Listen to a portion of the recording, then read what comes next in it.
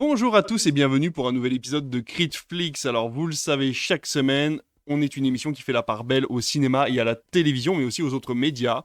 Alors comme chaque semaine, on va vous parler de nos recommandations. Pas d'audience TV, on vous laisse retourner sur Instagram ou sur les réseaux pour voir ce qu'a pu vous dire David au sujet de la Coupe du Monde et de ce qui se passe à la télé actuellement. On aura également des news qu'on a dégotées à droite à gauche, mais aussi on va vous donner le programme de télévision, le box-office et les sorties qui vont arriver la semaine prochaine, si vous nous écoutez bien sûr le jour de la sortie, le vendredi. Tout cela, vous le savez, je ne le fais jamais seul. Je viens de citer son prénom. Alors, je sais qu'il ne va pas rester avec moi encore très longtemps parce qu'il fait de plus en plus de radio officiellement. Il est bénévole chroniqueur pour RTL. Comment ça va, David? Bah, écoute, ça va très bien, oui, oui. Je ne gagne pas d'argent pour mes petites, interventions sur RTL, mais je n'ai pas non plus l'occasion de m'exprimer autant qu'ici sur Critflix et surtout, on n'est jamais allé aussi loin dans un mois de juillet pour C'est des vrai. émissions et on a dit qu'on en refaisait une la semaine prochaine. Ouais. Donc on vous emmène jusqu'au cœur de l'été, c'est la première fois et c'est extrêmement plaisant. Et tout à fait. Alors, je sais que vous êtes un peu sous le coup de la chaleur, mais également de la colère de cette équipe paraguayenne qui en a fait voir de toutes les couleurs à l'équipe de France, mais qui ne l'a pas empêché d'aller en quart de finale, hein, c'est C'est ça, ça. hein, tout à fait. Et peut-être même qu'au moment où l'épisode sort, vous saurez si on est qualifié ou pas. Ça Et dépend oui, quand tu vas nous le tout à sortir, fait. Eh mais bien, c'est ce jeudi sera, soir. c'est tout à fait donné comme réplique, puisque je vais pouvoir vous parler du Patreon, le Patreon qui vous permet d'avoir l'émission une journée en avance. Alors, petite décision pour la rentrée, je l'ai déjà fait en avance. Maintenant, tout est gratuit sur Patreon. Le soutien est uniquement fait pour que l'on puisse aller de l'avant, mais étant donné que je suis moins présent sur Instagram et sur Facebook pour vous donner voilà, diverses actualités autour de Critflix, j'ai pris la décision de mettre le Patreon entièrement gratuit, mais voilà, on a quand même besoin de votre soutien, qu'il soit financier ou au niveau du partage, des likes, etc. Donc, on commence l'émission en faisant les rappels d'usage, c'est-à-dire qu'on vous demande de liker, de partager, d'en parler autour de vous, mais si vous avez un petit peu de sous en trop, d'aller sur Patreon/Critflix Media et de pouvoir, à partir d'1 euro, nous soutenir pour qu'on puisse, à la rentrée prochaine, peut-être s'acheter du nouveau matériel et vous proposer des émissions de meilleure qualité, soit audio ou soit vidéo, puisque vous pouvez nous retrouver sur YouTube ou en podcast directement dans vos oreilles. Voilà pour l'introduction, on va pouvoir passer à ce qu'on fait d'habitude, c'est-à-dire les recommandations. Qu'est-ce que tu as recommandé à nos auditeurs cette semaine? Eh bien, cette semaine, je ne suis pas venu les mains vides et je suis venu de manière un peu originale avec un comics que je Ah! vous emmène aujourd'hui. Je l'ai acheté il y a seulement quelques jours, j'ai donc pas terminé de le lire, mais ce comics, c'est Batman Oh Deadpool. la vache! Ce qui peut sembler être un crossover assez original, Tout et à ça fait. l'est, puisque c'est la première fois depuis 2003 que Marvel et DC Comics s'associent pour faire un comics ensemble, puisque évidemment, Deadpool est un super-héros Marvel et Oui. Batman un super-héros DC. Ce crossover, il est sorti chez nous, il y a quelques semaines et notamment dans ce format DC Deluxe. Au début, ils étaient sortis en format souple, uniquement en librairie, puisque vous savez que maintenant chez les marchands de journaux en kiosque, on retrouve plus de comics et donc là, c'est la version complète, la version, Deluxe donc, qui contient, ce comics.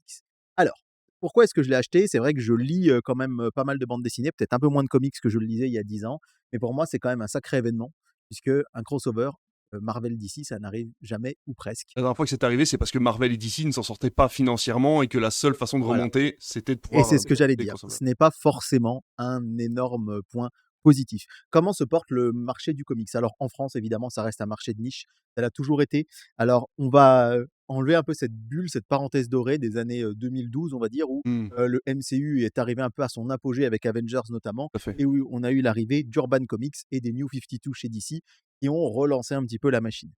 Aux États-Unis, il se porte mieux évidemment que chez nous, mais après c'est dans la culture, hein, états-unienne, le comics. Mais néanmoins, le comics de super-héros tire un tout petit peu la tronche au profit de comics indépendants ou de graphic novels ou tout simplement de romans qui cartonnent aux États-Unis. On le sait aussi, les jeunes lisent de moins en moins. Pour vous donner un ordre d'idée, un comics Marvel à gros tirage se vendait environ à 1 million d'exemplaires dans les années 90. Aujourd'hui, on est sur une réussite autour de 100 000. Donc Ah ça oui! montre quand même qu'on est à 10% par rapport à il y a 30 ans. Mais néanmoins, voilà, ça se porte plutôt bien, mais un peu moins le monde du super-héros. Et d'ailleurs, on l'a vu au cinéma ces dernières Bien années sûr. avec un engouement quand même moindre face aux films de super-héros, sauf rares exceptions. Et donc, bah voilà, on essaye de créer ce type d'événement chez Marvel et DC pour essayer de créer quelque chose en commun.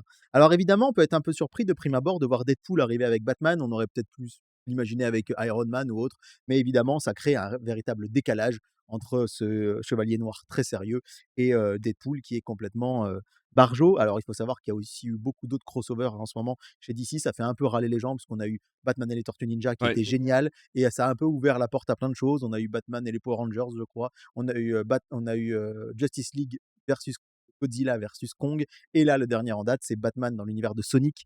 Alors, c'est vrai que, Ah bon, oui, oui, d'accord. oui, ouais, Batman et Sonic, ouais. Alors, moi, franchement, j'ai l'impression qu'ils font tout le tour des licences que j'aime bien, Sonic, Godzilla, etc. Et les Tortues Ninja qui les mettent ensemble. Mais là, voilà, on est sur quelque chose d'assez sympa. L'histoire est. Alors, ça manque un peu de profondeur, hein, mais Toujours la même chose. Ils sont voilà, ennemis au début, ils se rendent compte ouais, qu'ils ont c'est un ça. ennemi commun. C'est ça, des très bonnes des vannes, je me mets un petit peu devant la caméra, assez rigolotes de Deadpool, qui évoquent la relation entre Batman et le Joker, c'est toujours amusant. Par contre, ce qui est top, c'est qu'en fait parce que de base, hein, c'est très court le Batman, les 2 petits tomes, le Batman Deadpool. Ce qui est top, c'est que dans cette version de luxe, on a absolument tous les autres, crossovers qui ont été faits dans ce cadre-là. Mmh. Vous en avez notamment un entre Captain America et Wonder Woman OK. qui est assez sympa. Vous avez, Nightwing et Wolverine. Oh, trop bien. Vous avez qu'est-ce que vous avez d'autre?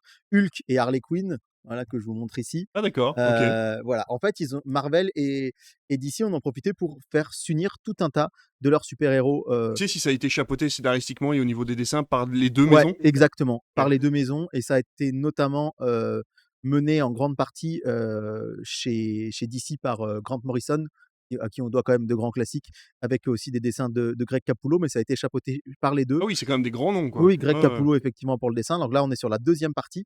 La première partie s'appelle Batman Deadpool et la deuxième partie Deadpool Batman. Oui. C'est-à-dire qu'il y a une partie qui a été faite qui est sortie. Faut bien qu'on s'en savoir une chose, hein, c'est que chez nous, c'est sorti uniquement édité uniquement chez DC Comics.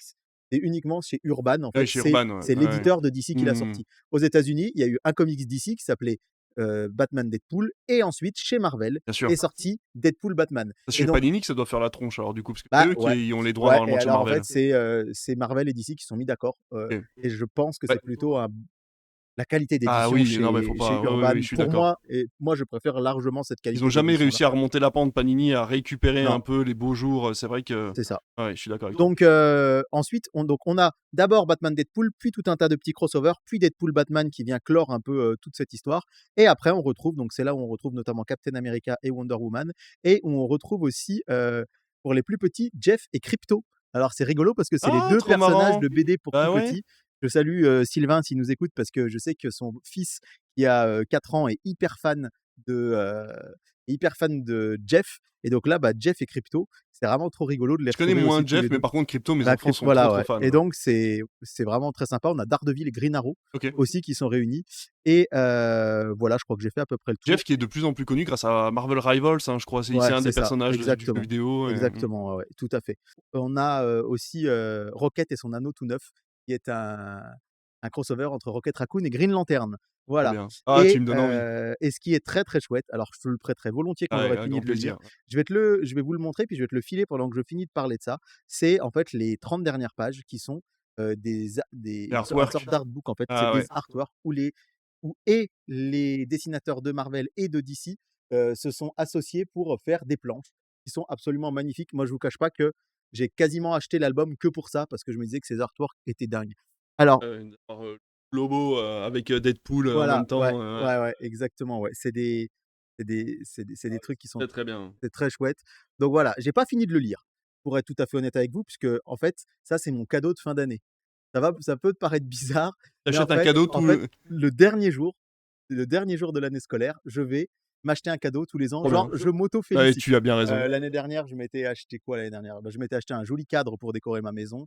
Il y a 2 ans, je m'étais acheté un jeu vidéo Digimon sur Switch. Il y a 3 ans, j'avais acheté le steelbook de The Batman et donc cette année, bah, je me suis acheté Batman Deadpool en comics, Trop bien. ainsi qu'un petit jeu vidéo, sur console virtuelle pour fêter mes «vacances» entre guillemets. Donc je vais lire ça, je vais le terminer. C'est surtout le premier galon parce que là, on l'a dit, c'est assez léger, c'est assez fun, mais surtout, j'allais dire va sortir, et ben non, est sorti il y a seulement quelques jours un autre crossover Marvel DC, c'est le fameux Superman and Spider-Man qui vient de sortir. Et là, pour le coup, ça a l'air d'être beaucoup plus ambitieux Mmh. scénaristiquement et j'ai très très hâte de le lire. Et voilà, en espérant Sorti que. en France? Ouais, il est OK. sorti chez Urban le 26 juin. OK. Donc Ah! j'attends de pouvoir le lire avec grande impatience, mais j'ai déjà terminé celui-ci qui encore une fois est très, très cool et j'avais très envie de partager ça avec vous Trop aujourd'hui. bien. Ça change un peu de la télé ou du Ouais, cinéma, mais ouais. c'est intéressant aussi. C'est des années que j'ai pas acheté un Urban Comics, mais alors, qu'est-ce que pendant un temps, j'avais Je me absolument souviens, illimité, je revois ton appart, ah ouais, ouais, c'était plein, avec tous plein, ces plein et comics, il y a ouais. plein de collections que j'aimerais terminer, mais en fait, quand on se rend compte de l'immensité que représente, DC Comics, Ah bah, oui, oui. voilà, parce qu'il faut savoir qu'Urban Comics, au début, a sorti les New 52 et après, quand ils ont vu le succès, on commençait à sortir des comics Ouais, plus anciens, qui font plus partie du même univers ouais. et donc là, à partir de ce moment-là, soit on a le budget, soit on commence à faire un choix, on arrête complètement et ça Bah, a ouais, été ouais mon cas et et il y a le temps aussi, enfin je ouais, Sylvain s'il nous écoute, ça prend du temps de lire un lui comics. s'est abonné à la plateforme officielle Marvel. Ouais, C'est une plateforme de d'ici, ils ont pas ça, mais c'est le Netflix de Marvel où oui, vous c'est avez des ça. comics à lire, donc il lit sur son portable en VO, hein, ça existe pas en français, mais il y Ouais, a bien des tonnes sûr. et des tonnes de comics Marvel et c'est vrai que moi je me rends compte que, ben, j'ai une pile à lire de comics, mais qui est, depuis les New 52, hein, de 2012, il y en a encore que j'ai pas lu, hein, Ah dans les ouais, New ouais, mais c'est 52, ça. donc j'en achète vraiment maintenant au compte-gouttes, quand vraiment ils me font envie et là j'avoue que, ben, c'était rigolo parce que le dernier jour de boulot, donc c'est juste, il y a avant-hier, hein, il y a 3 jours, avec Fabien, j'ai dit: «Bon, ben, on va à l'espace culturel, je vais repartir avec un truc, je sais pas quoi» et j'ai flâné dans les rayons Blu-ray, dans les vinyles, dans les jeux vidéo. Je me suis tourné vers ce Batman Deadpool. Impeccable. Moi, ma recommandation, ce sera un film qui était sur la plateforme France Télévisions et qui malheureusement est parti depuis, mais ça vous empêche pas de le trouver en Blu-ray ou en DVD pour éviter que le format physique disparaisse. C'est vrai, ouais. J'ai vu un très joli film qui, au début, m'avait semblé un petit peu. J'étais très perplexe, je savais pas si j'allais vous le donner en recommandation. Puis une fois que le générique commence, on comprend pourquoi on l'a commencé. Ça s'appelle After Sun, un film de Charlotte Wells, qui est une réalisatrice britannique. C'est son premier film. Elle en a d'autres en préparation. C'est avec Paul Mescal, qu'on connaît hein, maintenant pour Gladiator 2. Qu'est-ce Oui, qu'on a vu dans qu'est-ce qu'on a fait au bon Dieu? Qu'est-ce qu'on a fait au bon Dieu avec Michel Leb. Voilà, Voilà, exactement. exactement. Non, Paul Mescal, voilà, vous le Ouais, connaissez dans tous il les cas. commence à percer en tout Il cas, commence à enfin, percer, on le voit c'est plus que partout. commencer, mais C'est ouais, un ouais. peu le Pedro Pascal, le penchant Pedro Pascal britannique. Et c'est avec Frankie Corio qui joue du coup sa fille, puisque ça raconte l'histoire d'un jeune homme qui part avec sa fille en Turquie pour des vacances dans les années 90. Et donc on va suivre du coup les souvenirs hein, de Sophie, donc cette jeune fille. Elle est adulte et elle se remémore ses dernières vacances avec son père, parce qu'on le sait dès le début, ce sont les dernières vacances qu'elle va passer avec lui. Euh, c'est un film qui va vous faire passer des vacances avec quelqu'un. Les fameuses vacances d'été de l'ennui, quand vous êtes tout seul avec un père que vous ne connaissez pas, avec qui vous n'avez pas forcément de bonnes habitudes, puisque vous vivez plutôt chez votre maman. Et en fait, au début, on se demande ce qu'on est en train de regarder, puisque c'est vraiment la banalité des vacances qu'on pourrait avoir au bord d'une piscine dans un hôtel un peu cheap, voilà, avec des sorties très programmées où voilà, ils prennent le bus à 5 heures Ouais, du matin, ils reviennent le soir, ils sont claqués, ils boivent un cocktail au restaurant de l'hôtel pendant qu'il y a un petit show sur la scène avec des chanteurs un oui, peu niche, et puis ensuite ils vont se coucher et la journée recommence le lendemain pendant qu'elle se fait 2 3 copains entre une partie de jeux vidéo sur les bornes d'arcade et au bord de la piscine pendant que son père est en train de siroter une bière, quoi. Et on se demande ce qui se passe. Et en fait, si on est attentif, et on le voit surtout de plus en plus au bout d'un certain... Le film fait 1h40, il faut savoir que vraiment, j'ai commencé à comprendre ce que je regardais au bout d'une heure, 1h10. ah oui, Ouais. ah ouais, c'est pas rien, ouais. Et en fait, on se rend compte que le personnage de Paul Mescal a des absences. Il y a des moments où il se sent pas bien, des moments où il est en colère, des moments où il a besoin d'être seul, etc., etc. Et en fait, on se rend compte de la dépression en fait, qu'il est en train de vivre et de ce que ça peut enclencher et pourquoi ce sont les dernières vacances qu'elle va passer avec lui. Voilà. Je pense que vous avez déjà deviné là où je veux en venir, mais je vous laisse quand même aller jusqu'au bout. Il n'y a absolument rien de trigger dans le film.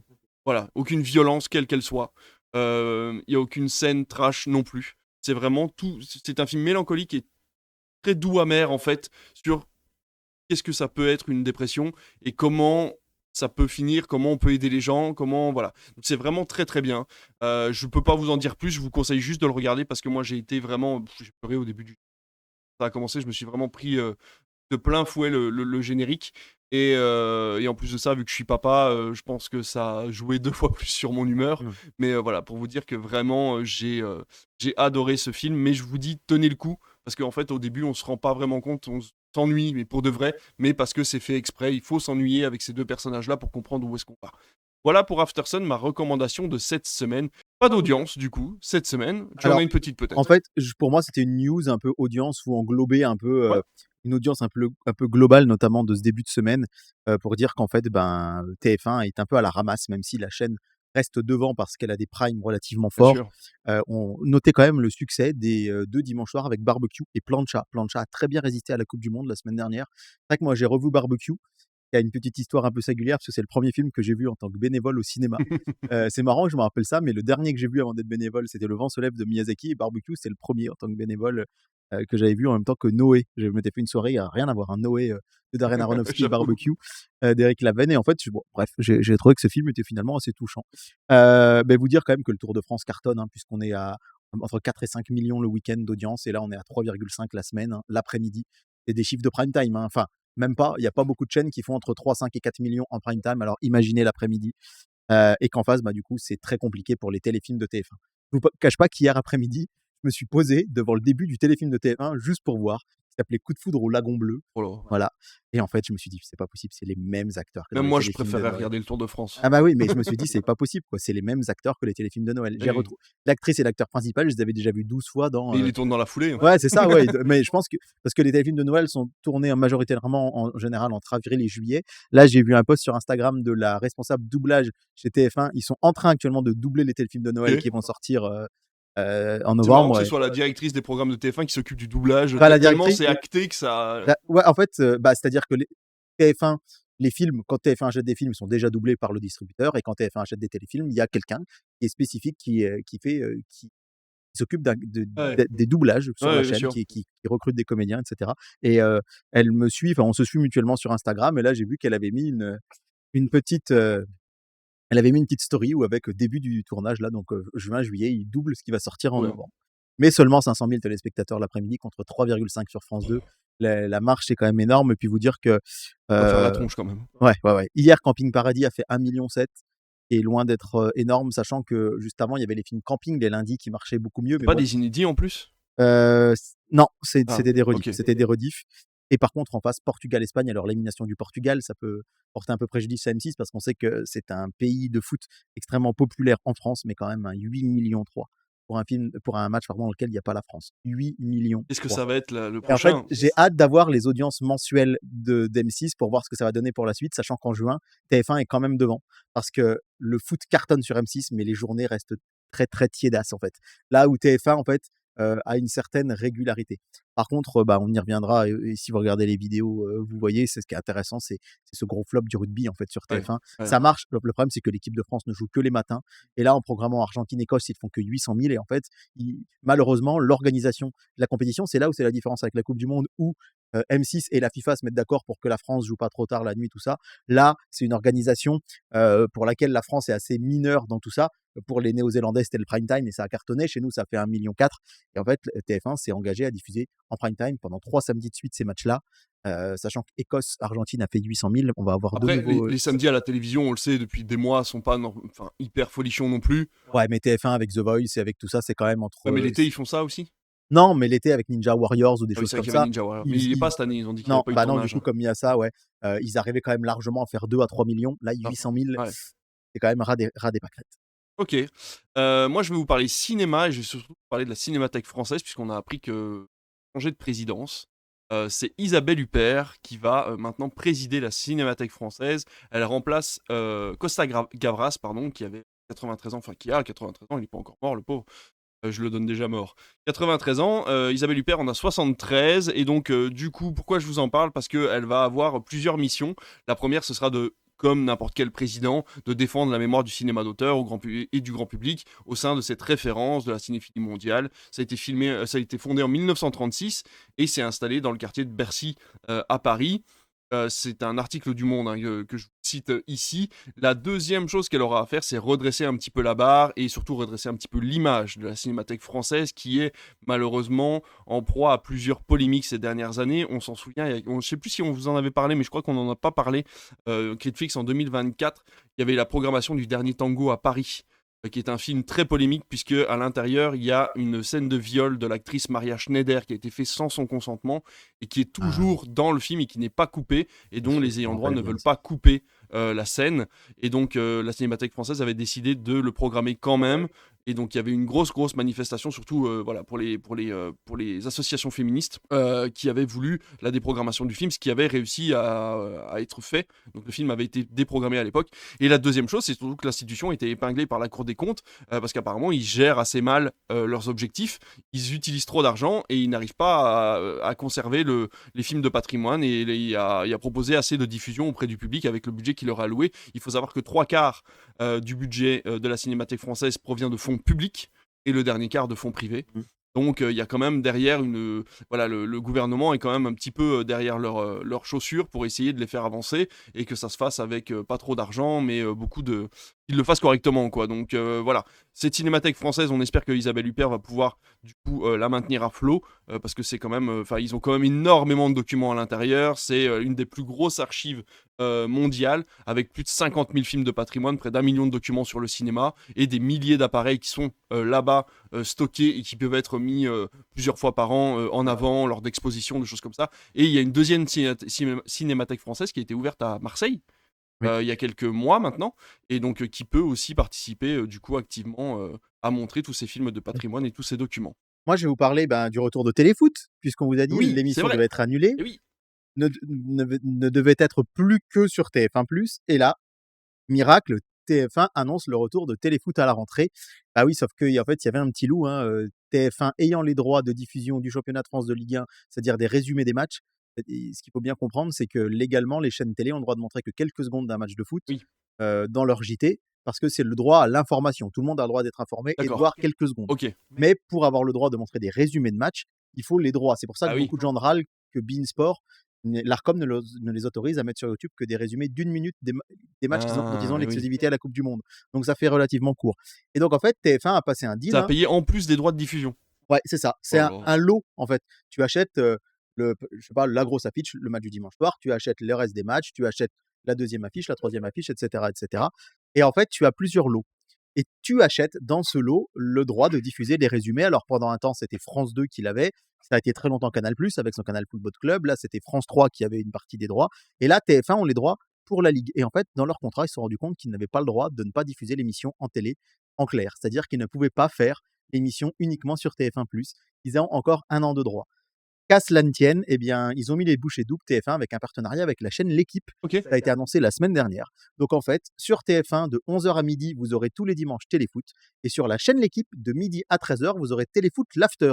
C'est-à-dire qu'en fait, à la fin de Téléfoot, on va vous dire allez sur la 21 pour voir Oh, la suite de l'émission. c'est fou. Et les journalistes de TF1 vont se retrouver sur la chaîne L'Équipe Oui. pour faire la suite de Téléfoot. Donc c'est assez rigolo. Il faut savoir que ce même partenariat a été mis en place pour Automoto. C'est-à-dire que vous aurez Automoto sur TF1 et des rediffs ou des choses inédites d'Automoto sur la chaîne L'Équipe. C'est un partenariat unique, puisqu'on rappelle que les chaînes ne sont pas du tout dans le même groupe, mais c'est un peu du gagnant-gagnant. C'est-à-dire que TF1, bon gré mal gré, ils sont obligés de garder Téléfoot, autant essayer de faire un truc un peu événement et du coup partager des coûts de production avec l'équipe. Et puis pour l'équipe, c'est l'assurance d'avoir une marque extrêmement connue sur leur antenne. Complètement, Et c'est vrai que le fan de foot qui dimanche matin va regarder de 11h à midi Téléfoot, pourquoi pas manger en regardant la suite Surtout quand t'as la finalement. chaîne numéro 1 qui te fait de la pub Ouais, gratos, voilà, enfin pas gratos, ouais, mais... mais voilà. Donc c'est une news que je trouve hyper intéressante à Ouais. vous donner en tout cas. D'ailleurs, on n'en a pas parlé, c'est fou qu'on n'en ait pas parlé d'ailleurs, mais parce qu'on a énormément de choses à vous dire. Mais bon, TF1 est maintenant disponible en direct et en replay sur Il y Netflix. aurait beaucoup de choses à dire à ce sujet, ouais.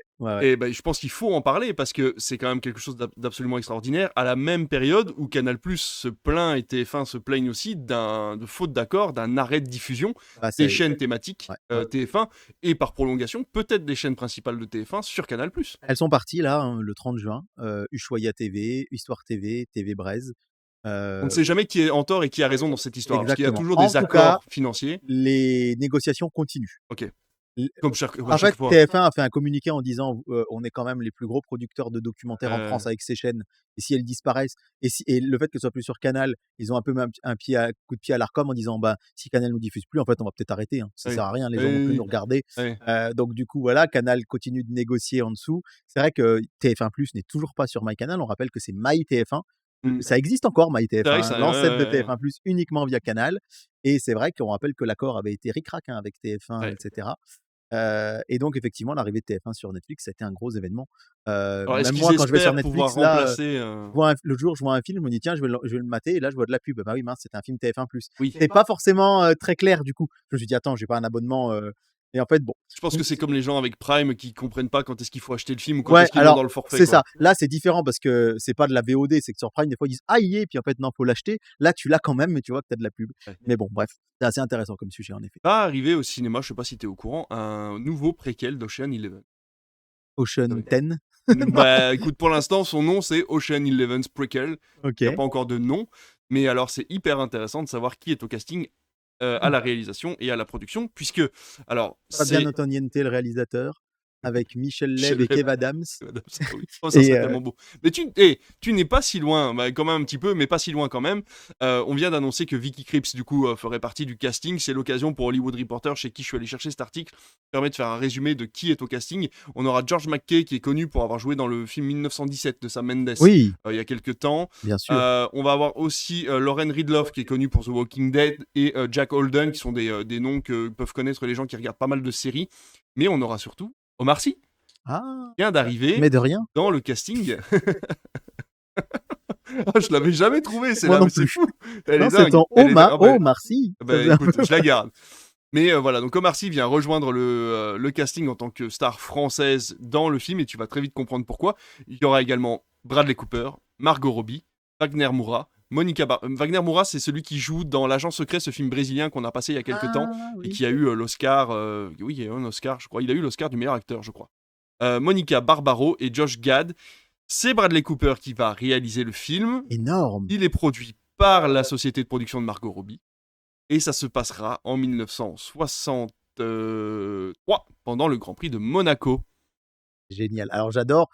Et en fait, je lisais un article hyper intéressant l'autre jour dans un journal qui disait que ça devient de plus en plus dur de faire des thrillers, des films de braquage, des choses comme ça maintenant, parce qu'on sait que bah, avec l'intelligence artificielle, les caméras partout, et que les réalisateurs se tournaient de plus en plus Ouais. vers faire des trucs dans les années 60-70, à l'époque où il n'y avait pas tout ça. Ah. Et bah chouette, c'est un sacré casting en tout cas. Voilà. Et tout ce qu'on sait du casting, c'est que Margot Robbie et Bradley Cooper seront les parents. Enfin, ils représenteront les parents du personnage de George Clooney dans Ocean Eleven. C'est vraiment un préquel D'accord, ok, de l'histoire super. de la famille de Danny Ocean. Donc c'est plutôt intéressant. Surtout que Ocean 8, si je me trompe pas, que je n'ai pas vu, parlait de la sœur, je crois, de Oui, Danny Ocean. c'était un hein, c'est casting ça. 100% féminin. Moi, je l'ai Oui, vu au c'est ça. cinéma à Nevers d'ailleurs. Eh à ben voilà. l'époque. Mais j'en ai pas d'un souvenir. C'était bien, mais j'ai un peu oublié le film. Voilà, donc pour l'instant, pas de date de sortie, très certainement 2027-2028, puisque le tournage vient de commencer.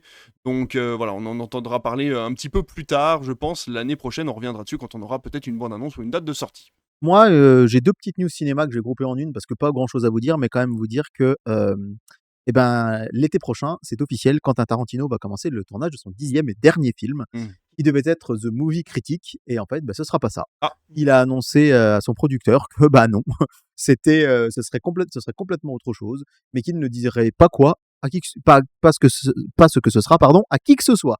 Donc, il est en train de travailler sur tout ça. On le sait qu'il avait annoncé depuis très longtemps qu'il ne ferait pas plus de 10 films. Donc, évidemment, ce sera un peu l'événement. Et n'oublions pas, on l'oublie beaucoup, que le 25 novembre, il y aura The Adventure of Cliff Booth de David Fincher qui va sortir en salle. Ok. Et en fait, c'est la suite de Once Upon a Time in Hollywood. Ah oui, c'est vrai. Alors, c'est pas lui qui ça sort réalise. sur Hein. Netflix, hein. Alors, aux États-Unis, en tout cas, ça sortira dans les salles, C'est et une notamment production en Netflix IMAX. et je crois que ça ne sortira pas en Et salle. en France, je suis pas sûr que ça sortira en salle. Et autre chose, eh bien, on a des nouvelles de Wes Anderson qui a annoncé que son prochain film serait un western. Ah. Alors c'est assez amusant parce qu'en fait, il a annoncé ça, je crois, à Paris, lors d'une rencontre avec Bill Murray autour de The Grand Budapest Hotel. Il y a eu une grande projection, puis une rencontre avec les fans. Et Bill Murray, en fait, a vendu la mèche en disant: je crois qu'il nous revient tout droit du Texas où il nous prépare un western. Et Wes Anderson l'a regardé, et du coup, il a dit: bon, bah oui, du coup, je suis obligé de vous le dire. Je suis en train de préparer avec Owen Wilson, notamment. Hein, et puis, évidemment, bah, Bill Murray, il est très proche. Hein, il est dans presque tous ses films. Mais en tout cas, le prochain Wes Anderson, ça doit être un western. Voilà pour mes deux petites news cinéma. Alors moi, il me reste encore une petite news et un tunnel, du coup, que je vais essayer d'être assez rapide pour vous donner. Il faut savoir qu'on vous en a parlé la semaine dernière, Netflix n'était pas content, il voulait un espèce de plafonnement du pourcentage. Alors c'est marrant parce que du coup, pour une fois, ils se sont bien entendus entre tous les concurrents et ils sont tous allés voir le gouvernement en disant: bon bah maintenant ça suffit, on veut tous un plafonnement parce que sinon on arrête de produire des trucs en France et en Europe et puis vous allez bien vous faire avoir. Donc ils ont été épinglés, alors je ne sais plus, voilà, le Conseil d'État. ce lundi 6 juin.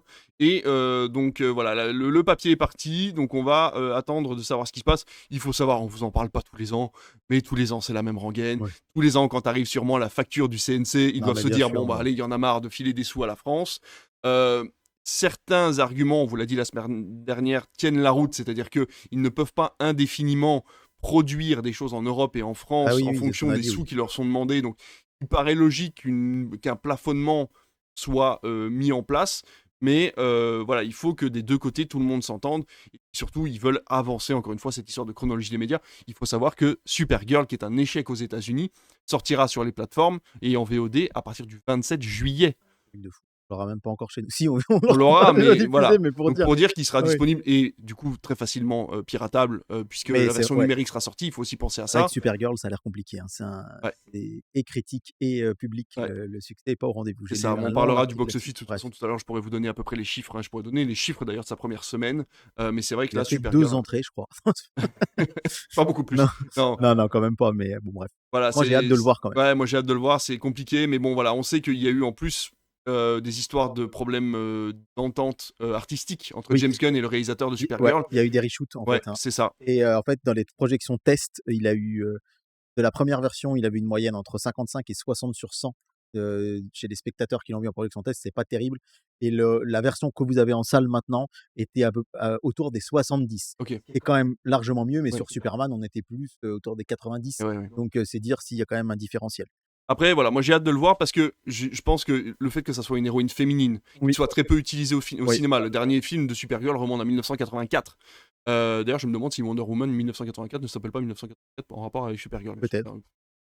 Mais voilà, donc Mais c'est vrai que Supergirl, c'est un coup d'essai de la part de James ouais, Gunn. C'est pas forcément. Ils s'attendaient peut-être pas. Enfin, si, ils avaient annoncé les chiffres, mais je pense qu'ils savaient que ça ferait pas ouais. autant que Superman dans tous les cas. Mais ce qui est hyper intéressant, c'est que Warner avait pré-shot et ça, c'est rare. Mm, En fait, ils ont compris que ça risquait de pas marcher, mm. que les gens étaient tiédasses à la sortie et du coup, ils ont un peu réduit les coûts de marketing après. Ils ont un peu donc en fait, le film va perdre de l'argent, mais ça a été C'est hyper bien contrôlé. anticipé par Ouais. Warner. Ce qui est pas le cas, très souvent d'ailleurs de plein d'autres boîtes donc bravo à eux. Bon, on espère qu'il aura une belle vie en tout cas sur les plateformes et Oui peut-être en Blu-ray, DVD. et peut-être en salle aussi chez nous, hein, Ouais. voir ce que ça va donner puisqu'il Ouais. vient de sortir, je sais Il vient pas de si sortir et là il a 7 jours, il est tout neuf. Donc OK, on va voir plus ou moins. Je vais vous ouais, donner les chiffres dans quelques OK. minutes. C'était le Studio Show ce week-end. Est-ce Oui. que tu sais ce que c'est que le studio? Non. C'est une énorme convention pour les professionnels du cinéma, mais tournée uniquement vers les gros studios américains. Donc ils ont pu avoir place ouverte pour annoncer les grosses sorties. Je vais pas vous faire l'affront de vous donner tout ce qui va sortir en 2026, je vous laisse aller sur Allociné. De toute façon, vous êtes déjà au courant des grosses sorties de cette année pour les gros studios. Quid de Disney, puisque Disney a déjà annoncé énormément de choses et en fait dans l'article que j'ai trouvé, ils sont pas cités. Est-ce qu'ils étaient pas au studio show ou est-ce que les annonces étaient pas forcément très intéressantes parce que finalement ils ont déjà tout annoncé, hein. Les films Star Wars sont prévus jusqu'en 2027, fin Oui. 2027, Ouais. les films Avengers jusqu'en Ouais. 2028 voire Ouais. 2029 et leur grosse sortie de fin d'année a été annoncée il y a quelques semaines qui s'appelle Billy. Oui. Voilà, et donc finalement ils avaient très peu de choses à annoncer. N'empêche qu'il reste quand même quelques gros studios. Universal qui sortira, on l'a déjà dit, Werewolf de Robert Eggers. D'ailleurs, on voit qu'il a fait Dracula, il fait Werewolf. Est-ce que ce serait pas le fameux Monsterverse d'Universal qui reprendrait la main Si seulement. de façon tout à fait tsum tsum? En 2027, on aura Illumination qui sortira une nouvelle IP, donc un nouveau dessin animé qui s'appelle Pas si seul. On aura forcément le live action de Dragon 2 et on aura Shrek 5 avec la Bah voix oui. d'Alain Chabat et Lucien Jean-Baptiste qui viendra remplacer la voix de l'âne Oui, qui était faite par voilà, Mel Hondo qui était un sacré doubleur. sacré doubleur. Tout à fait. Et un reboot de l'Exorcist avec, et je me suis lancé dans un nom que je n'aurais pas, Alors, Lucie. c'est ce qui va sortir à Halloween, c'est ça? Le reboot de l'Exorcist, oui, non, il sort en 2027, je crois. Halloween 2027. Oui, Tu sais, Universal en convention, ils nous avaient annoncé que maintenant pour Halloween, ils sortiraient chaque année un gros film avec ouais, avec une grosse star féminine. c'est ça. Et cette année, c'est Jessica Chastain, je crois. Oui, Et ils nous avaient parlé l'année prochaine de Scarlett Johansson. voilà, Scarlett Johansson, C'est c'est le bien mot que je elle? cherchais. Eh ben C'est ouais, ça. on a eu l'info On avait en l'info, mars. exactement. Et oui, on a les infos en avance. Voilà, chez Warner, on aura la fin d'Oak Street, hein, qui a été réalisée par le réalisateur It Follows. Donc c'est cette maison qui disparaît du temps et de l'espace et qui, voilà, avec cette famille, Ça a l'air incroyable. ça a l'air fou. J'ai une question, Universal n'a pas annoncé de Jurassic World Non, non, pas parce que d'annonce ça, de c'est un Jurassic truc World. qui Ouais. est on sait pas. Non, pour D'accord. l'instant, ils ont mis en OK, OK. suspens, c'est au OK, frigo. OK. OK. On aura une suite des Ensorceleuses. Alors apparemment, c'est un film qui, je pense, pourra très bien être vendu sur les plateformes, mais chez nous, voilà, D'accord. c'est un film qui a pas eu énormément de succès en France apparemment quand il est sorti. Warner Bros a décidé de relancer ses studios d'animation. Donc on aura la même année Bad Fairies, Margie Close, Dynamic Duo et Hello Kitty, ouais, Ça fait pas mal, oui. ainsi que le chat chapeauté du coup cette année, qui sortira, je crois en fin d'année là. On aura également Digger, hein, le dernier film de Inaritu, avec Tom Cruise, Sandra Hüller, Riz Ahmed, John Goodman et Jesse Plemons. Sur ce monsieur équipé d'une pelle qui risque de sauver l'humanité. John Goodman, il est méconnaissable. Plus là, Il a il a perdu maigri. beaucoup, Ouais, beaucoup, c'est un truc beaucoup de de fou. fois, ouais. C'est un truc Tant de mieux fou. pour lui, c'est bien pour sa santé, mais Mmh. méconnaissable, ouais. Fin 2026, on aura Dune 3. Oui, à Noël, ouais. On aura un nouveau Shyamalan début 2027 avec Remain. On aura Panic Carefully qui est un thriller avec Julia Roberts et Eddie Redmayne et Elizabeth Olsen. Et bien sûr, Godzilla vs Kong Supernova Nova. au mois de mars 2027. Ah, déjà? Ah ouais. Donc ça arrive, on y est presque. À un mois des élections, moi, je préférais regarder ça que les débats d'entre deux tours. Paramount met les bouchées doubles puisqu'ils ont prévu cet été Earth of the Beast, le dernier film de David Ayer, hein, qui avait fait Fury, Ouais, qui c'est avait chouette. fait le premier Suicide Squad également, Ouais, qui avait ouais. fait ce film avec C'est un bon Will Smith. réalisateur, Ouais. David, d'ailleurs, Bah, vraiment. il Faut a eu arrêter des de moments penser à Suicide de, Squad, il tout a le eu des moments temps. de moins bien, mais je pense Oui. que c'est un problème de budget et Et puis d'accord Suicide de Squad, production. voilà, mais je trouve qu'avec David Ayer, c'est un peu l'épouvantail. Ah ouais, mais c'est celui qui a fait Suicide Squad. Mais Ouais. en fait, non, il est très talentueux, il fait Oui, plein de oui, trucs, il a fait trucs chouettes. plein de beaux trucs. Du coup, ce sera avec Brad Pitt, quand même, un sacré casting. Un monsieur qui est tout seul avec son chien dans un monde post-apocalyptique. On aura le film Street Fighter, le nouveau, le Scrooge, le fameux, avec Ah Johnny là Depp.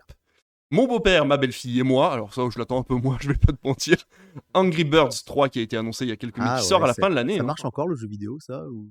Eh ben en fait, Ça alors il rejoint- s'avère, alors si, parce que je m'intéresse quand même, merci Origami de toutes ces informations. En fait, il s'avère que le studio qui a créé Angry Bird a été racheté par un gros conglomérat de studios chinois et en fait ils sont en D'accord. train de tout revendre. Ok. Et donc ils gardent les IP, mais en fait le studio est en train de dépérir de fou. Et voilà. C'est Sega qui avait racheté ça. Oui, c'est ça, c'est Ok. Sega qui avait racheté ça. Sauf qu'ils n'ont rien réussi à faire avec le studio et du coup, en fait, c'est en train de dépérir. En 2027, le Royaume d'Orisha, une nouvelle aventure fantastique à hauteur du Seigneur des Anneaux, version un peu ado, post-ado. Ok. A Place in Hell avec Michelle Williams et Daisy Edgar Jones, qui sera un thriller psychologique. C'est bien de voir des thrillers psychologiques au cinéma, ça fait du bien. Oui. D'habitude, c'était plus pour les plateformes. K-pop de Debut, donc c'est pas du tout K-pop Demon Hunter, le préquel, c'est juste un film autour de la K-pop. Voilà. D'accord. Qu'ils ont prévu à l'international. Sonic 4, Sans un bruit 3. Et en 2028, parce que oui, ils sont allés jusqu'en 2028, Call of Duty. Tiré du jeu vidéo. Alors, que va faire Call of Duty? Parce que pour les scénarios de Call of Duty, il y en a, mais ça n'a jamais été non plus Oui. le centre Oui. du jeu vidéo. Qu'est-ce qu'ils vont réussir à en faire? Est-ce que ça va être comme pour Gran Turismo et ça va être un pro gamer de Call of Duty? Tu vois, on ne sait pas Ouais, où. Voilà. Qu'est-ce que ça va être? On ne sait pas. N'empêche que, voilà, pour les gros studios, jusqu'à 2028, il y avait également Sony, mais Sony, ils ont vraiment pas grand-chose sous la chaussure, hormis Spider-Man. Et en fait, Spider-Man, apparemment, pendant la conférence, a représenté la moitié de la conférence, Ouais. entre les images exclusives, les arrivées d'acteurs, de producteurs, de machin. Et donc, en fait, il leur restait plus grand-chose à annoncer. Donc, pour l'instant, Sony, je vous en parle pas, j'attends les nouvelles sorties. Et pour vous dire, et je finis avec cette news-là, que Pathé a décidé d'ouvrir à la de la vente terrine. le verre de la terrine. Ils en font déjà dans les magasins Pathé, tu peux acheter ils ont décidé de vendre les 2 films de Gaulle à l'international sous forme de mini-séries pour les plateformes. Ah, c'est pas bête. C'est pas bête, j'ai vu le premier. Que vous dire?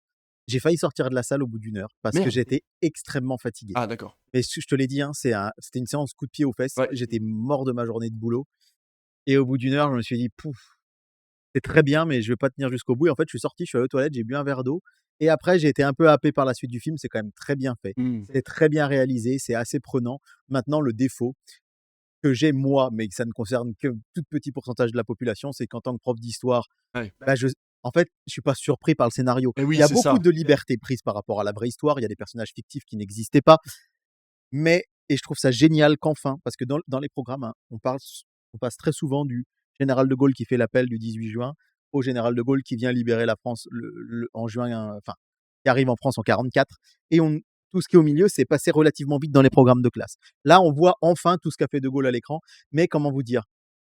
J'ai pas été surpris par ce qui allait se passer, quoi. Ouais, c'est ça. Donc sur un film de 2h40, mais il n'empêche que c'est quand même super bien fichu et je pense que le format mini-série, c'est une excellente idée. Ouais. Excellente idée. Avant de passer au programme de télévision, je vais vous donner le box-office, parce que normalement je vous le donne au niveau des audiences, mais vu qu'on n'a pas vraiment parlé des audiences, je vais vous le donner maintenant. Donc cette semaine, donc entre le 1er et le 7 juillet, parce que là, à l'heure où on vous parle, on est mardi, donc le dernier jour du cinéma, hein, on recommence à zéro à partir de demain. Toy Story 5 est toujours premier avec 500 000 entrées, il est déjà à 2 500 000 entrées en 3 semaines, ce qui est vraiment très très bien pour Un dessin un animé dessin sorti hors animé. vacances. Voilà, c'est ça, et puis pour une suite de suite de suite, hein. C'est le moins bon score pour un Toy Story par contre pour l'instant. Le record est détenu par Toy Story 4, je crois qu'il avait atteint le milliard assez rapidement. Mais voilà, donc pour l'instant, le milliard de dollars, Ouais, pardon, pas le milliard d'entrées. En deuxième, Les Mignons et les Monstres, hein, qui fait 437 000 entrées, hein, pour sa deuxième semaine, donc il est en dessous de Toy Story 5, ce qui est quand même Il fait plutôt combien au total atypique. Il fait combien au total du coup Il est à 1 300 000 entrées en 2 semaines, donc c'est quand même assez atypique qu'un dessin animé comme ça n'arrive pas à remonter à la première place. Ouais, Surtout ouais, pour un film qui est là depuis une semaine de plus. ouais, c'est ça. Voilà, c'est ça, assez intriguant. Bataille de Gaulle, j'écris ton nom, donc le deuxième et troisième Oui, de cette ok. partie. J'ai. En quatrième, la première partie, L'Âge de Fer, donc Ouais. du coup. Cinquième, Backroom, avec 200 000 entrées, donc on est aux alentours des 200 000 entrées pour les deux films cités juste avant. Backroom, 200 000 entrées encore pour sa troisième semaine. Il atteint le million, ça y est. Bravo. Un film d'horreur qui atteint le million, c'est toujours C'est exceptionnel. très bien, bravo. Tout à fait. Et en sixième, Supergirl, avec 197 000 entrées pour sa Aïe, aïe, première aïe, aïe, semaine. aïe. Alors il reste ce soir, on Oui. est mardi, mais voilà, c'est quand même pas énorme. énorme. Avec les avant-premières, ça représente 230 000 entrées pour une première semaine. Pour un film de super-héros, c'est pas exceptionnel. Il faut savoir que C'est normalement... pas catastrophique, mais c'est pas. Non, mais il est dépassé quand même par 5 films qui sont déjà à plusieurs semaines Et d'exploitation. c'est quand même le premier film de sa 1er juillet du coup. Je pense. Hein. Oui. Par contre, c'est Ah, le premier ouais. film du 1er juillet. C'est le premier film qui est en première semaine, voilà, au 1er juillet, effectivement. Ça, par contre, on peut le noter, effectivement. Ok. Mais la plupart du temps, les grosses entrées sont quand même pour les films en première Et donc, semaine. on n'a pas les chiffres de Superman, j'imagine, mais ça aurait été intéressant de voir la première semaine. Je pourrais vous trouver ça au courant de l'émission, et puis on pourra vous donner ça peut-être à un moment ou à un autre. Mais voilà pour le box-office. Je ne vais pas aller jusqu'à la 10e, parce que voilà, c'est pas forcément très intéressant, mais on aura Disclosure Day ou encore Permis de détruire, qui font partie du classement top 10. Et Ah ouais, si, c'est pas je vous permis. en parle quand même, parce que 10e, il y a toujours Jim Quinn, qui est à 200 000 entrées, ça y est. Ce film auquel je tiens tant et que j'espère pouvoir voir un jour. Mais voilà, pour le box-office, on va pouvoir passer. Première semaine d'exploitation de Superman, 576 000. Ouais, voilà, Et là, tu as dit 230 la avec moitié. les AVP, quoi. Ouais. Ouais, la moitié. Alors, je vais commencer le programme télé avec une petite news qui va nous emmener vers ce fil de programme télé, puisqu'il faut quand même pas oublier qu'il y a une chaîne qui s'appelle Manga, qui Oui. tient bon. Et oui, je voulais vous dire aussi que j'ai assisté à la fin d'MCM, mais peut-être que si on a le temps de vous tourner des pastilles, ce sera ma pastille. Je vous raconterai Ouais. l'histoire de MCM. Je Et peux puis trouver une autre ville qui vend des pastilles, par contre. et sur bah si, on continue avec Ah oui, bon, bah, peut-être allez. sur je Avec peux les regarder pastilles. la miniature. Avec Vichy, on est quand même du coin. Mais c'était sympa, on a regardé ensemble à distance avec David la fin de MCM, le dernier programme proposé par MCM, C'est génial. et c'était très, Ah, très c'était chouette. trop cool. Ouais, moi j'ai adoré regarder ce documentaire. On sent qu'il y a des invités qui sont là vraiment pour être là. Ouais, Par voilà, contre, ouais. bon, c'est Oui, pas bien voilà. sûr, ouais. Mais par contre, tous les génériques et puis Ouais. la voix off qui explique tous les trucs et tout, je trouve ça Ouais, vraiment c'était cool. vraiment bien.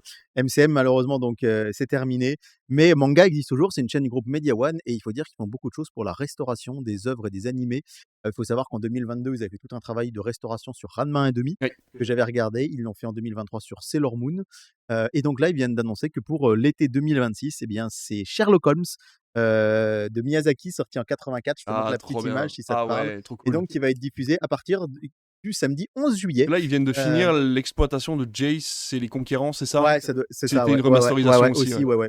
J'ai pas en tête tout ce qu'ils ont fait, mais en tout cas, bravo, parce que ça reste une chaîne dont les audiences sont relativement confidentielles, Ouais. mais ils investissent beaucoup d'argent. Ouais. Et bravo à eux, c'est vraiment bravo Media One, parce que c'est eux aussi hein, qui ont RTL. Il est partout d'ailleurs, le patron Media One en ce moment. On le voit partout, il a une belle mise en avant. Allez, c'est parti pour le programme. Samedi 11 juillet, 9h05, un très joli match de rugby Nous faire leur part. qui opposera, bah presque, hein, qui opposera l'équipe de France à l'Australie. Donc ce sera en Australie par contre. Hein, 9h du matin. À 9h du matin. Là, Alors, on se levait, tu penses? eh ben, il y avait presque 2 millions de téléspectateurs qui étaient devant France-Nouvelle-Zélande ce samedi 4 juillet. Enfin, Nouvelle-Zélande-France ce samedi 4 juillet. Donc, Mais ça va, en fait, ils partent pas très loin, parce que je m'étais dit, waouh, au niveau des avions et tout, ça va. Mais en fait, non, ils font ok. Nouvelle-Zélande, Australie, Japon. Ok. Donc, Ah en ouais, fait, ils ont bien calculé ça. Oui, Ok. par contre, Ouais, super. voilà, d'un point de vue écolo, on va dire, ils essayent quand même de faire les choses Ouais, bon, c'est bien. relativement bien. Et donc, voilà pour cette Australie-France. Alors, c'est dommage pour TF1 que ce soit à 9h du matin, parce que c'est évidemment le match le plus vendeur. Ah oui, bien sûr. Ensuite, pour voir la suite des rencontres, il faudra aller faire un petit tour Le départ des vacances. ça continue, oui. Oui, En fait, ça a déjà commencé oui, ça a samedi déjà dernier, commencé, mais ouais, bon, c'est c'est vrai ça, que le ouais. samedi, c'est jamais, Oui, oui, c'est c'est sûr. plutôt on est Et plutôt puis dans la voiture, quoi. et puis on sait que la 1re de juillet, comme la dernière d'août, sont des semaines où les Français partent relativement peu parce que la Oui, c'est 1re vrai de juillet, aussi. il faut avoir le temps de décompresser C'est de vrai, toute l'année c'est qu'on a vrai, c'est vécue vrai. et puis après on prépare la rentrée. Mais on aura ensuite tout au long de la journée Japon-Irlande à midi sur TMC, Fidji-Angleterre à 15h et Afrique du Sud-Écosse à 17h30 et donc en prime time, Argentine-Pays de Galles sur TF1 en prime time. Je le répète, l'affiche est quand même pas incroyable, loin s'en faut. C'est pas de Donc leur faute. mais c'est pas de leur faute. Mais c'est vrai que il aurait peut-être été plus safe de le mettre ce genre d'affiche sur TMC. Après, encore une fois, M6 ayant eu le pouvoir de pouvoir, demander les matchs, Oui, de la ouais, ouais, ouais. TF1 avec l'argent qu'ils ont mis là-dessus et puis la notoriété du rugby en France, aurait pu faire la démarche. Ouais, mais ça aurait été compliqué parce qu'en face, il y a des gros diffuseurs, notamment, en Australie, en Nouvelle-Zélande où c'est le sport numéro 1. Ça aurait pu être compliqué. En tout cas, moi je trouve, ils auraient pu mettre un divertissement sur la une et le match sur TMC. Pour faire 800 Mmh. 000 sur TMC, Ouais, ils auraient été quitte à très faire une mauvaise contents. audience, ouais. À voir, hein, peut-être qu'ils feront plus et en fait, ce qui est fou, c'est que ça tombe toujours sur l'Argentine. Merde. L'Argentine, qui est pas un pays de rugby, voilà, face au Déjà pays qu'on les aime pas trop au ouais, niveau du au foot. foot, ouais, et le Pays de Galles, par rapport à l'Écosse, c'est à peu près le même niveau. C'est même un peu en dessous. Donc s'ils ont fait que 800 000 la semaine dernière, à voir. En tout Ouais, cas, c'est j'ai ça. hâte de vous donner ça. Fort Boyard en face sur France 2. Ça a plutôt bien marché le premier numéro, je vous l'ai dit dans la petite vidéo. Par contre, on peut regretter un peu l'utilisation de l'IA, pas mal hein, dans cette nouvelle Ah mouture ouais? de Fort Boyard. Voilà. Sur Canal+, eh bien, on aura un blockbuster inédit en prime Je time te ce dis ça, mais j'ai samedi soir. regardé. Et pourquoi est-ce qu'ils ont mis un blockbuster le samedi soir? Bah, là aussi pour pouvoir permettre aux gens de regarder le blockbuster avant le match, puisque le match sera sur M6 à 23h. Et voilà. Ce sera le quart de finale Angleterre-Norvège, une grosse affiche, parce qu'on rappelle que la Norvège, tu le savais peut-être pas, mais a battu le Brésil avant-hier soir. Gros exploit de la Norvège. Et donc le blockbuster du soir, ce sera Marche ou crève qui arrive Ouh! sur Canal+. Moi, j'avais vraiment bien aimé Tu as cette bien aimé toi? version Faut que je de. le voie. Ouais, ouais. Tu l'avais vu toi? De Francis Lawrence. Vraiment, ça avait été un gros Francis coup de Laurence qui cœur. avait fait, du coup, Hunger Games. Hunger Games, exactement. Ça a été un gros coup de cœur pour moi en salle. Il n'avait pas marché très très fort, mais bon. À noter qu'en deuxième partie de soirée, Canal+ proposera Évanoui, donc ça peut être sympa. Une soirée marche aux crèves suivie de Évanoui. Très Sur bien, Manu. M6, on aura le grand bal des pompiers de Carcassonne. Euh, Bah oui, parce qu'il faut bien trouver quelque chose à mettre quand le coup d'envoi est à 23h. Quand c'est l'équipe de France, ils font un long avant-match, un long magazine où on voit la préparation des Bleus. Quand c'est pas l'équipe de France, c'est un peu plus délicat. Donc ce sera le grand bal des pompiers à Carcassonne. Je vous ferai une vidéo jeudi pour vous dire les audiences C'est de. quoi? C'est des chanteurs? Oui, oui, Ah oui, c'est ça, c'est c'est du ça, oui, oui. divertissement, quoi. C'est du divertissement. Alors, c'est OK. vrai qu'en plus, malheureusement, ça tombe un peu mal, puisque faut rappeler qu'à Carcassonne, en ce moment, autour de Carcassonne, il y a des gros incendies dans le sud C'est vrai ça. de la France. Donc, voilà. Mais en tout cas, j'ai hâte de vous donner les audiences des Trois Mousquetaires, parce que ça, on l'avait dit en vidéo, je sais plus si on est dans le Netflix, mais le seul jour où il n'y a pas de match en Ouais, prime, ouais. M6 a dégainé. Et il faut voir la pub pour les Trois Mousquetaires au mi-temps des matchs. Les Trois Mousquetaires et les Anneaux de pouvoir qu'ils Ah ont bah oui. annoncé. Et ça, par contre, C'est un truc de dingue. J'aurais jamais cru que les Anneaux de non, pouvoir passeraient à la pour télévision. moi, c'est pas un truc hyper populaire Ça et fout. hyper. Ouais, J'aurais ouais. dit The Boys à la limite, The tu Boys, vois? Bah exactement. ouais. C'est ce qu'on s'est dit hier avec Maëva quand on Ah mais regardait la The Boys, mi-temps. c'est du moins de 16, hein. On Oui, peut pas le passer en prime c'est vrai. time. Alors Par faut contre, recouper. nous qui nous intéressons à ce qui se passe à la télé, je trouve ça énorme que M6 ait balancé des tas d'annonces pendant la Coupe du Monde. C'est Ils ont dingue. vraiment profité au max en disant Mais même là, les Traîtres, on a regardé avec, oui, avec ouais, ouais, Océane, ouais, c'est une des meilleures saisons au niveau du casting. Enfin, ouais, je dirais, ouais, le ouais. casting est dingue. Et ils ont annoncé la nouvelle saison des Traîtres à la mi-temps de France-Paraguay. Ils ont annoncé qu'il y en aurait. Alors, on le Ouais. savait déjà qu'il allait avoir Ouais, une. Mais ouais, ouais. moi, ça fait longtemps que j'ai pas regardé les Traîtres, il faudrait que je continue.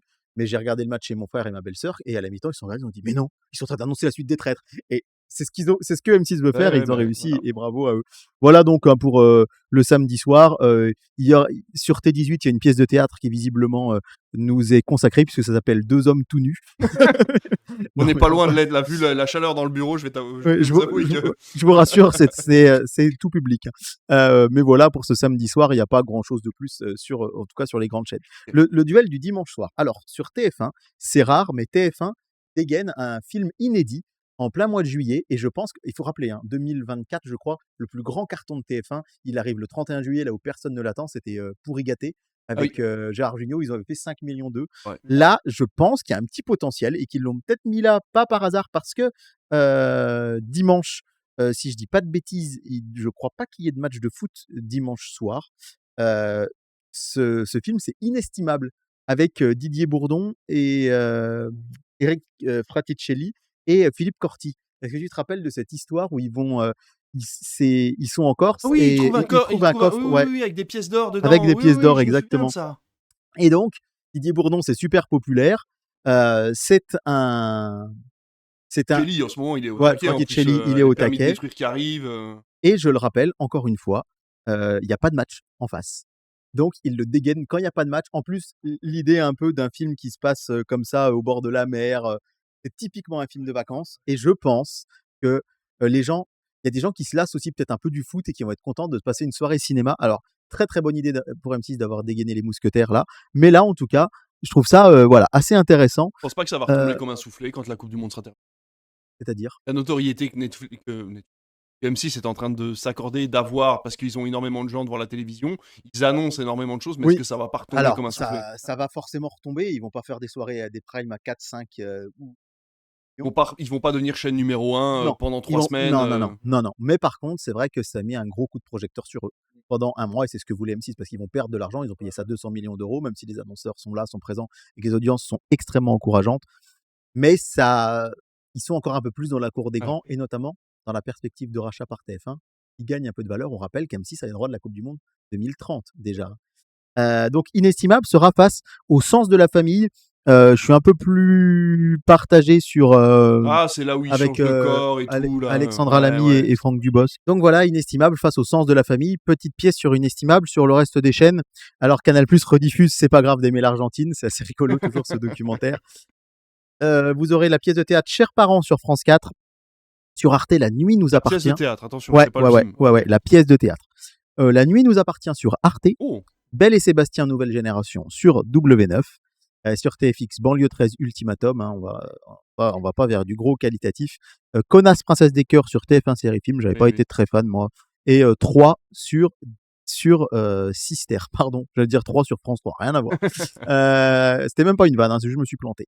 Lundi soir, lundi 13 juillet, il y aura pas de foot non plus. Alors je trouve ça dommage que TF1 ne diffuse pas de feux d'artifice en direct, il l'avait fait il y a 2 ans à Toulouse.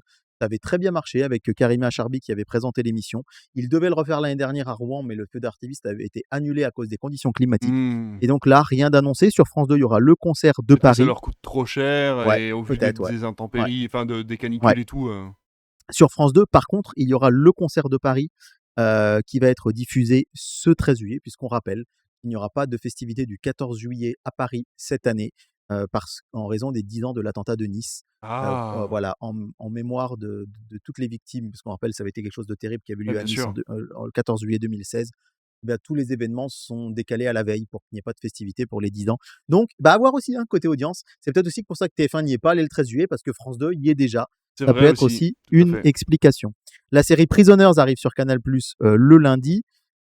Prisoner, pardon. Le fameux concert sur M6 qui avait déjà diffusé l'année dernière. On sent que la M6, il dit, oulala, avec la Coupe du Monde, on a dépensé plein de sous. On va mettre un peu de rediff. Star 80 contre Star 90. On aura le film 1000 milliards de dollars d'Henri Verneuil sur la chaîne Arte. Astérix le Gaulois sur W9, c'est signe que l'été a commencé. De C'est ça. toute façon, vous savez que l'été a commencé ou que Noël a commencé quand vous avez les Astérix qui arrivent. Avec en deuxième partie de soirée, un prof pas comme les autres 2. À 22h40 sur W9, ça montre aussi qu'on passe des trucs un peu, Ouais. voilà, du fond des cartons. Sur TMC, Les Mignons 2, suivi des Mignons. Faut savoir que un prof pas comme les autres en Allemagne, puisque c'est un film Oui, allemand, ouais. c'est des cartons à chaque Ah oui, mais fois, hein, bien c'est sûr, des ouais, ouais. cartons Ouais, nationaux. c'est un Hein. truc de fou. Et C'est l'équivalent de qu'est-ce qu'on a fait au bon Dieu chez nous. c'est Quoi. ça, ouais, ouais. Et c'est marrant parce que du coup, là, le 2 est diffusé. Il date de 2015, en deuxième partie de soirée sur W9, on sait pas d'où ça sort. 50 ans de carrière pour Roland McDan sur C Stars, ça peut aussi fonctionner. Ah ouais, ouais. Yamakasi sur TF1 Série Film, je l'ai Après jamais vu. banlieue Moi, ça. 13. Tu l'as vu, toi, ça, Yamakasi, à l'époque? Moi, Ouais, j'avais pas c'était vu. impressionnant, mais le scénario était flingué. Puis en plus, c'est pas des acteurs. Ils ont pris les vrais Yamakasi de Paris de Ouais, ouais, l'époque ouais, et en sûrement. fait, les mecs jouent vraiment comme des pieds, quoi. Bah merci, c'est super intéressant parce que je savais pas. Ah bah voilà.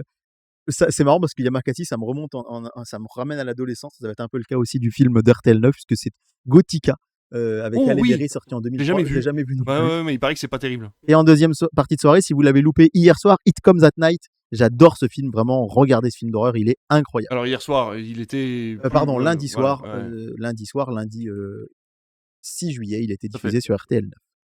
Mardi 14 juillet, eh bien, qu'est-ce qu'on diffuse à la télé? Évidemment, le Tour de France l'après-midi parce que l'étape du 14 juillet, ce sera Aurillac-le-Lioran parce que les Français veulent briller. C'est toujours l'étape qui fait le plus d'audience. D'accord. C'est un jour férié. Ça marche toujours très fort. Le défilé du 14 juillet le matin à partir de 6h sur Ah, ils TF1. le font du coup cette année? L'année Bah, dernière. ils l'ont fait tous les ans. Ah ouais. Juste il y a 2 ans, ils l'avaient fait à un autre endroit parce que les Champs-Élysées étaient pris par les Ah Jeux voilà, c'est Olympiques. ça. Ok. Et après, sur le Prime, eh ben, il y a beaucoup de choses à dire. Il y a que si l'équipe de France se qualifie contre le Maroc, ce sera sa demi-finale, soit contre l'Espagne, Un 14 soit juillet. contre la Belgique. Vache. Un 14 juillet à 21h. Espagne ou Belgique? Ouais, Oh là Espagne là. ou Belgique. Moi, j'ai hâte des audiences du France-Maroc, par contre. Ouais, qui va être à 22h, mais là, ce sera à 21h si la France se qualifie. Donc, un 14 juillet férié. Un France-Espagne ou un France-Belgique. Un 18 millions, tu dirais? Ça pourrait faire un Moi, 18 moi, millions? je pense que ça peut chercher le 20. Ah ouais, ça peut chercher Ouais, le 20? ouais, je pense que ça peut C'est chercher vrai le que c'est 20. 21h, c'est vraiment genre l'heure du match, quoi. Ouais, c'est ça. Alors, en face, TF1 va rediffuser Les Experts à Las Vegas, les reboots qui étaient ressortis il y a 2 ans, je dirais. OK, Euh, ouais. et donc, ils en diffusent tout simplement 6 épisodes de suite, de 21h10 à 2h du matin, TF1? sur TF1. Ah Ouais. oui, d'accord, donc Voilà, on a plus ils rien à baissent un perdre, peu. quoi. Sur France 2, c'est la première fois depuis des années qu'il n'y a pas le concert du 14 juillet, vu Ah qu'il oui? sera la veille. Ce sera, Le la, contre-flingueur. ce sera la pièce de théâtre Le Canard à l'Orange, Ah bah tiens. suivi en deuxième partie de soirée de la pièce de théâtre Le Duplex. Et à minuit, à l'heure où d'habitude il y avait le, le feu d'artifice, ce sera une rediffusion de Captain Marlowe. OK. Alexandra, elle, sur France 3, ça marche. Ça va être le 2 millions face au Ah, foot. c'est tu avec vois. Depardieu, ça? Avec Julie Depardieu, ouais. Ouais. Ça va être le 2 millions face au foot, tu sais. Les gens Oui. qui peuvent pas voir le foot, ils vont aller regarder leur enquête plutôt que d'aller voir les experts. Sûr. En inédit, le film coup de cœur Canal+, ce sera Vie privée, sur M6 donc. Vie privée. Oh oui, ah Ouais, oui, alors, avec attention, Jodie Foster. Si la France perd, ce sera Maroc-Belgique ou Maroc-Espagne, ce sera pas Ah oui, du là, tout les les mêmes audiences. chiffres. Ah ouais, Donc, oui. à suivre, c'est assez intéressant. Ah, ouais. Une soirée concert musique en fête sur France 4. Tout s'accro, le piège des aliments ultra transformés sur Arte. On aura un documentaire sur De Gaulle sur LCP. Et puis, très peu de films. Hein. Finalement, il y aura Rupture pour tous sur TFX avec Benjamin Laverne qui était sorti en 2016, qui n'avait pas trop marché. On aura sur T18 Le Napoléon avec Christian Clavier. Oh bah, dis donc. Sur Gulli, Les Rois de la Glisse 2, un documentaire sur le 14 juillet, Ok. sur les parades du 14 juillet sur Novo 19. Ça peut être intéressant de voir les audiences que Mhm. ça va pouvoir faire. Tout à fait. Et La Cage dorée sur Sister. Mais le 14 juillet, je vous l'ai dit, c'est un jour férié. Il y a rarement du cinéma en journée un 14 juillet parce que le Tour de France vampirise Bien sûr. une année de Coupe du Monde encore moins. Mais il faut quand même saluer Sister qui va diffuser Lara Croft, le berceau de la vie, bon, avec Angelina Jolie, et 3 quand même, quand avec même. Brad Pitt et Orlando Bloom. 3 qui va être diffusé de 18h à 21h, puisque Bon, le par film contre, 3, ils auraient pu fait le mettre 3 heures. ailleurs avec l'arrivée de l'Odyssée. Ils auraient pu surfer là-dessus, Ouais, quoi. ils le mettent en prime quelques jours plus tôt. Ah, Je d'accord, l'ai ok. dit tout à l'heure, Ah oui, mais pardon, tu excuse-moi, as l'air j'ai de pas- vachement bien Mais m'écouter. si, je t'écoute. Bah, non, si, mais parce que je viens de- plaisante. Par contre, sur France 4, en après-midi, on aura Lego DC Shazam. C'est assez marrant Ah, tiens. de voir ce film-là Ah ouais. diffusé l'après-midi à la télé. Voilà donc pour ce 14 juillet qui risque d'être très, très, très, très intéressant d'un point de vue fait. audience. Mercredi 15, bien évidemment, il y aura l'autre demi-finale de la Coupe du Monde sur M6 qui opposera. Alors, là, évidemment, ça peut être ou l'Argentine, ou l'Angleterre, ou la Norvège. Et puis, alors, ça peut être aussi la Colombie. Ça peut être. Il y a plein de pays qui n'ont pas encore joué. Donc, C'est vrai. on est qu'en huitième de finale. On ne peut pas trop se projeter sur une demi-finale pour l'instant, mais il y aura la deuxième demi-finale. En face, on aura All Our Faute sur TF1, un téléfilm déjà diffusé sur France 2, un secret d'histoire déjà diffusé sur France 3, un nuit et culotté déjà diffusé sur France 5, le film In the Air sur Arte, la série J'ai menti avec Camille Lou qui avait sur TMC. C'est une série qui avait été déjà diffusée sur une avocate, je ne sais pas si ça te parle. La grande vidéo partie sur Gulli, c'est assez amusant. Les vidéos des vidéos insolites, mais voilà, vraiment très axé génération. C'est un peu un bêtisier, mais très axé plus génération YouTube et TikTok, on va dire. Documentaire sur le Futuroscope sur Novo 19, par exemple. Sur TF1 série film L'Emmerdeur, mais avec Richard Berry et Patrick Timsit. On va pas revenir sur Richard Berry. Le film Je fais le mort sur Sister, qui était sorti en 2013 avec François Damiens. Et puis alors, RMC Story qui continue dans la réessai avec Mon curé chez les nudistes. C'est mercredi 15 juillet. Mais ils l'ont payé combien pour le diffuser autant de fois? Même quand TF1 diffuse Intouchable, ou oui, ils le mettent pas autant, quoi. Bref. Pour ce mercredi 15 juillet. Il n'y aura pas de foot le jeudi 16 juillet. Par contre, il va être assez intéressant. Ce sera la fin de Zodiac sur TF1. Je continue de regarder Zodiac. Je vous réserve ma review pour le dernier Netflix de l'année. En tout cas, voilà. N'oubliez pas les paroles en prime sur France 2 pour un jeudi spécial secours populaire. C'est assez original. C'est marrant, on a relevé d'ailleurs qu'il n'y avait jamais eu de Tout le monde veut prendre sa place en prime. Ouais, il y en a eu une fois en Access Prime Time et j'étais devant. C'était en mai 2007 pour la journée de l'Europe. Ils avaient fait un Tout le monde veut prendre sa place où chaque candidat venait d'un pays européen différent. Ok. Voilà. C'était un dimanche après-midi, je me faisais chier. En 2007, j'avais 19 ans, que vous dire. Donc bon, Zodiac, n'oubliez pas les paroles. The Miniature Wife sur Canal+, qui continue. Et sur M6, qu'est-ce qu'on va voir le jeudi 16 juillet? les 3 mousquetaires Milady. Et oui. Et donc on a notre réponse, on n'arrêtait pas de se dire: «Mais pourquoi M6 ne diffuse pas encore d'Artagnan?» Bah, tout simplement parce qu'ils vont diffuser les 2 à la suite. Ils attendaient d'avoir les droits de Milady pour pouvoir diffuser les 2, ce qui n'était pas bête du tout. Tout à fait. Par contre, c'est vrai que les dégainer en plein été, faut rappeler Ouais, que mais entre 2 matchs de la coupe du mais d'un monde, autre côté, faut utiliser alors toute la com qu'ils pouvaient pour que ça fonctionne, hein. mais c'est vrai que moi j'ai vraiment bien aimé Milady, je l'avais vu le 31 décembre, je me rappelle, juste avant mon réveillon ici en salle. Mais par contre, je me rends compte que, beaucoup de mes amis m'ont dit: «Mais il est quand même vachement moins bien que le premier. Et là, je vois que les critiques sont pas bonnes dans le programme télé par rapport au premier. Moi, j'ai pas aimé non Et plus. du coup, bah, ouais, c'est fou, hein, parce que moi, je pense que j'étais dans un bon mood, mais encore une fois, pourquoi on s'en fout, vous allez me dire que je l'ai vu le 31 décembre. Mais pour moi, c'est hyper important parce que c'est un mood. Ouais, Je ouais, savais que j'allais passer la soirée, c'est ça. du réveillon avec des amis, c'était 17h, c'est toujours on a toujours un petit moment d'excitation avant une bonne soirée et je pense que moi, j'étais bien, Bah oui, j'étais au bah, cinéma forcément, oui. et du coup, il faudrait que je le revoie avec un peu de recul, tu vois? Mais Peut-être, bon, ouais. en tout cas, ça va être intéressant de voir les audiences. On aura, Bandidas sur TFX, Ah tiens. Home, un film de 2008 avec Olivier Gourmet et Adélaïde Leroux, sur, France 4. C'est assez intéressant parce qu'il a été très, très peu diffusé. Une belle rencontre sur Novo 19, Soleil rouge avec Alain Delon, sur T18. Ils font un peu la contre-programmation T18, mais ça marche quand même pas des masses, hein. Et puis le film Polar Plus, alors encore une fois, vous savez que c'est mon petit moment, chouchou du programme télé, de vous annoncer ce film Polar Plus qui maintenant il y a une petite image dans le programme télé, ça veut dire qu'il marche. Et c'est donc Pour elle de Fred Cavaillé, sorti en Ah 2008 oui, avec tiens, Vincent OK. Lindon. Ouais, super. Et enfin, vendredi 17 juillet, eh bien, Le Dernier Cercle est de retour sur TF1 avec Arthur. On rappelle que c'est un jeu avec des candidats, cette fois-ci, hein, pas avec des célébrités, ce qui est Ah, assez rare pour les primes de oui, TF1. tout à fait. Tropique criminel sur France 2, Les années 80, Génération de tubes sur 3. Le box-office de Canal+, ce sera Running Man. Oh. Donc, ouais, assez intéressant. Et alors, M6, juste avant son week-end de finale de Coupe du Monde, puisqu'il y aura la finale pour la 3e place, sera diffusée le samedi 18 à 23h.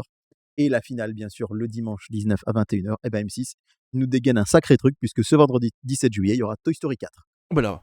Alors, c'est peut-être un peu tard par rapport à la sortie du 5, mais Ah en ouais, puis même c'est non, temps, mais c'est surtout nous dégainer un Disney Pixar, ouais, venu de nulle part, de sous le chapeau, ouais, alors qu'ils ont même pas profité de Noël pour le faire.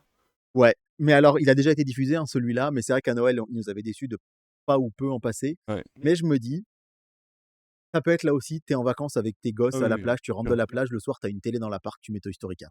complètement. Et puis, les gens qui partent pas, et puis les familles. Donc bon, à voir ce que ça va donner. Sur France 4, il y aura Julie en 12 chapitres, que je n'ai toujours pas vu, Moi non plus. mais il paraît que c'est très très Ouais, bien. il paraît. Fantomas contre Scotland Yard sur TMC, Tintin et le Temple du Soleil sur Gulli, et On l'appelle Trinita sur Sister. Et ben voilà, j'en ai terminé avec le programme télé. J'espère que ça t'aura intéressé, mon Mais cher carrément, il David. y a plein de trucs à voir.